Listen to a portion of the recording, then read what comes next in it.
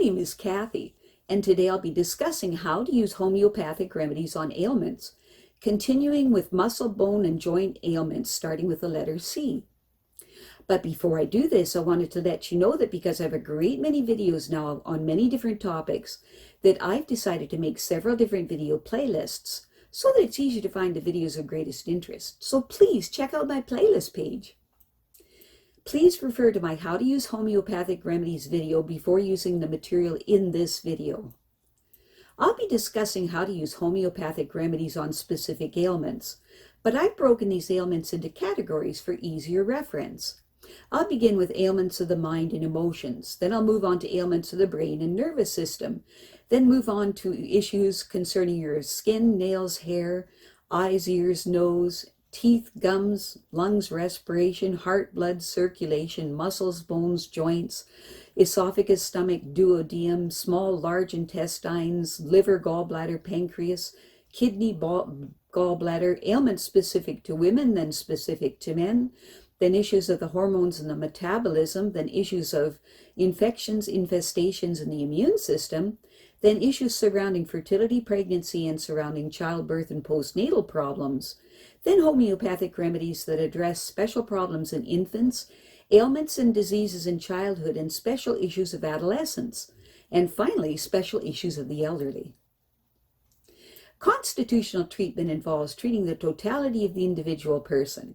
Everyone is a unique individual with a unique physiology that responds to substances differently.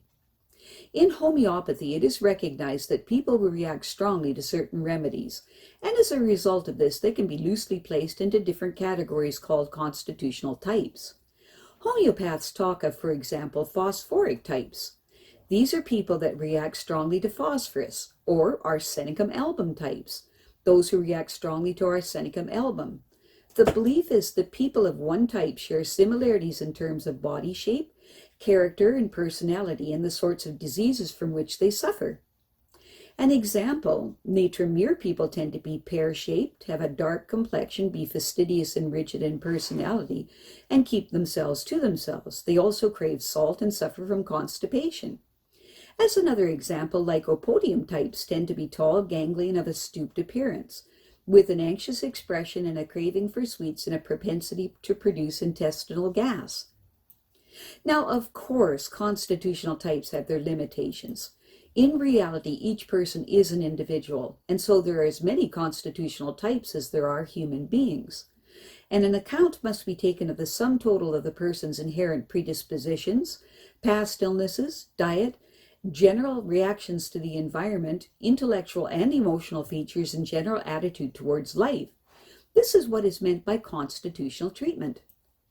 I'll be making detailed videos of the various constitutional types after I've completed my videos on the use of homeopathic remedies on ailments.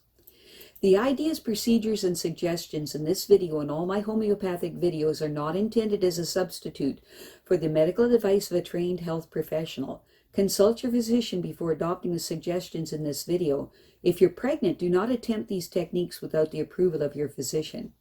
So, let us continue with learning how homeopathic treatments can help with muscle, bones, and joint ailments, starting with the letter C. The body is a wonderful system of bony levers and casings, bound together by ligaments and moved, supported, and protected by muscles. Where bones meet, there are joints. Most joints are enclosed in a sleeve or capsule of tough fibrous tissue lined with cells that secrete a special lubricant called synovial fluid. The ends of the bones themselves are covered in a special type of cartilage called hyaline cartilage, which is smooth and tough and nourished by the synovial fluid. The fluid and the smooth articulating surfaces of the bones ensure friction-free movement. The largest synovial joints in the body occur at the shoulder, elbow, hip, and knee, and between the pelvis and sacrum. There are other types of joints too, although these occur in lesser numbers. The weight-bearing surfaces of the vertebrae, for example, are separated by discs of fibrous cartilage with a tough outside and a softer inside. The vertebrae stack up one on top of the other, separated by the shock-absorbing discs. The knee, because of its load-bearing and freely movable, has a fluid-filled joint capsule with two partial discs of cartilage inside it. Where muscle tendons cross joints, there are special anti-fraying strictures called bursae, which are small fluid-filled sacs of connective tissue. There are bursae above and behind the knee, at the top of the femur and the humerus, at the back and front of the elbow, and so on. The knee is unique in having a small shield of bone, the patella, in front of the joint. Without it, kneeling would be impossible, and the tendon of the quadriceps at the front of the thigh would soon wear through or get nipped in the joint as the knee straightened. Every joint in the body has its own range of movement. The shoulder has the greatest, followed by the wrist, the head and neck, and the hip. Healthy ligaments check joint movements, keeping it within stable limits. Healthy muscles whose inelastic tendons insert into bone close to the joints they move also keep joints within stable limits. An extra-mobile joint, therefore, is not necessarily a healthy one. A hypermobile joint in the spine, for example, usually means the other vertebrae joints are not as mobile as they should be. If muscles are weak, giving little stability or protection to a joint, the task of stabilizing and protecting falls entirely on the ligaments and the joint capsule itself. Unlike muscles, ligaments and joint capsules have no contractile powers. They can only stretch. With traumatic or habitual strain, the joint becomes inflamed, causing stiffness, pain, swelling, and loss of mobility.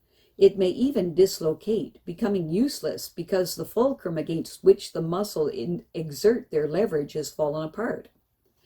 If trauma is sudden and severe, ligaments tear, tendons rupture or rip away from their bony moorings, muscle fibers break, and bones fracture. However, most of the muscular aches and pains that take people to their doctor, osteopath, chiropractor, and physiotherapist or acupuncturist do not have such spectacular causes. They are a result of poor posture, depression, anxiety, occupational demands, lack of exercise, and the slow process of aging. Bone, contrary to popular conception, is one of the most active tissues in the body. It is well supplied with blood vessels and is continuously repairing and remodeling itself in response to stress and load.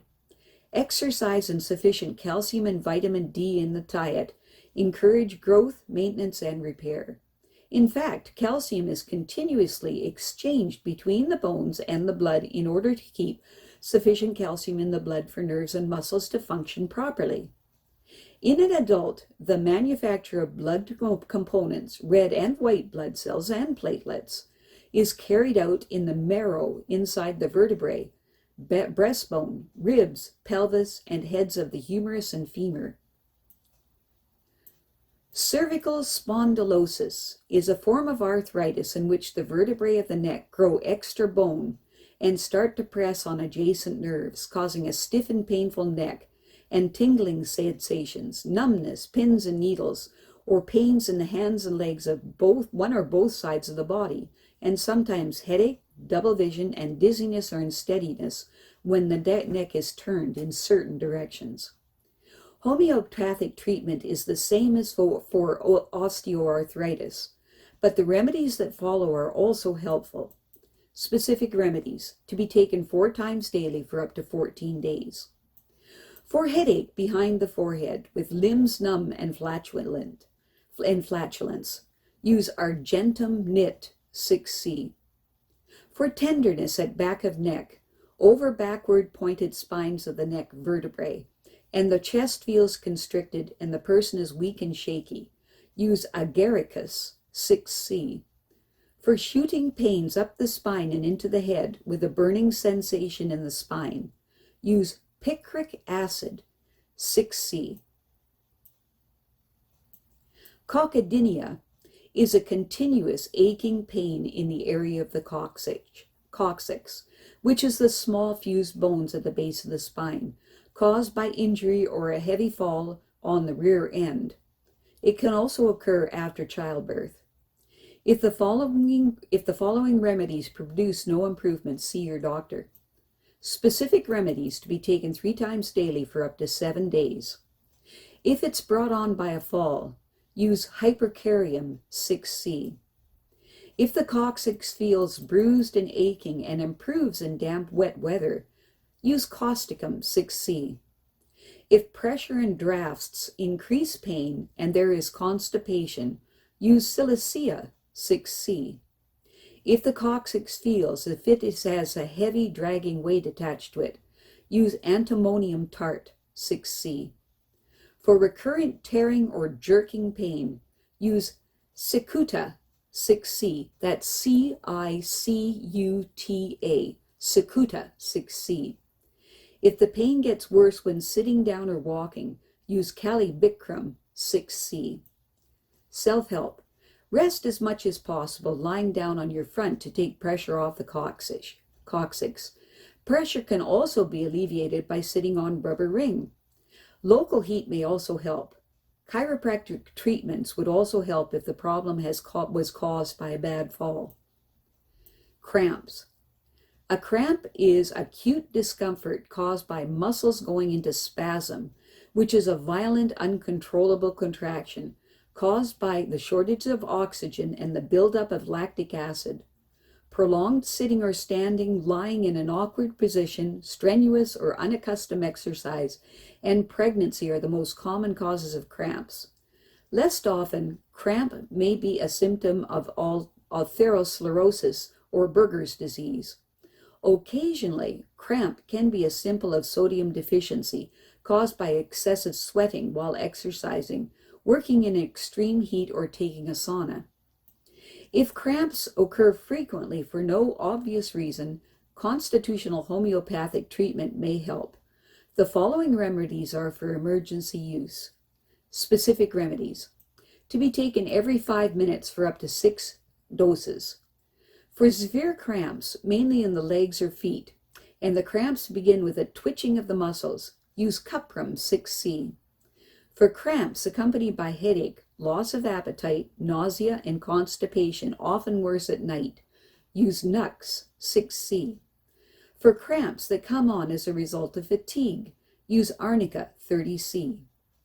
For cramps in someone who is overweight, flabby, pale, chilly, and prone to head sweats, use Calcarea 6C. For cramps that come on as the result of fatigue, use Arnica 30C. For cramps in the calves and the feet feel icy cold, use Camphora 6C. For cramps in the calves, alleviated by massage but made worse by walking about with recent diarrhea and vomiting, use Veratrum 6C. Veratrum 6C. For cramps in the thighs or legs, use Chamomilla 6C. As a preventative measure, cramps at night, take Cuprum Rs 6C at bedtime for 14 nights running.